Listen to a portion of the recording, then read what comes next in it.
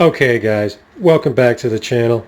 The bike is running again for the first time in who knows how long, so that's good. The bike is idling and revving and shifting through the gears again. So let me show you what I've done to it since the last time. Okay guys, the bike has a new shift shaft and a new shift lever. I had to go ahead and replace them because of the previous owner that welded the shift lever to the shift shaft. I just couldn't fix these splines. I don't know if you can see that, probably not, but they are just no good anymore, and it was just a lost cause. So I had to replace the shift shaft. There's a new one right here with a new shift lever, and it's shifting through the gears okay. That's first, and back down into neutral. In here there's a spring with a spring seat, and I had to the spring seat was missing when I got the bike, so I had kind of made my own little makeshift spring seat, and it's working for the moment. I haven't found the actual spring seat online yet.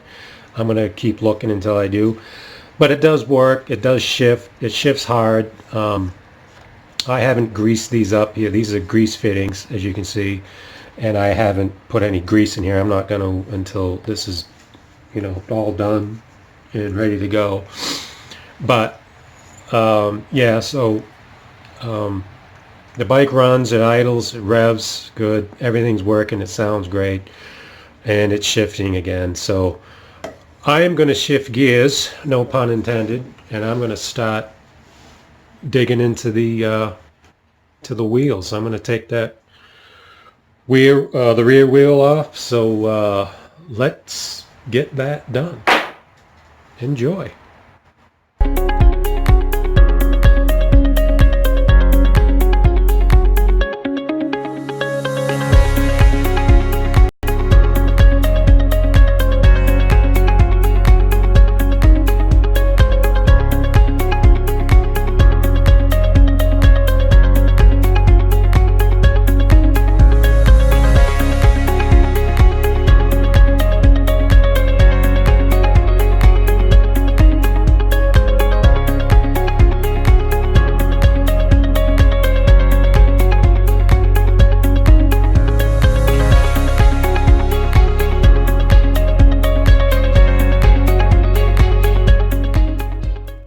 Okay guys, I got the rear wheel off. As you can see, I got the axle, chain adjuster, spacer.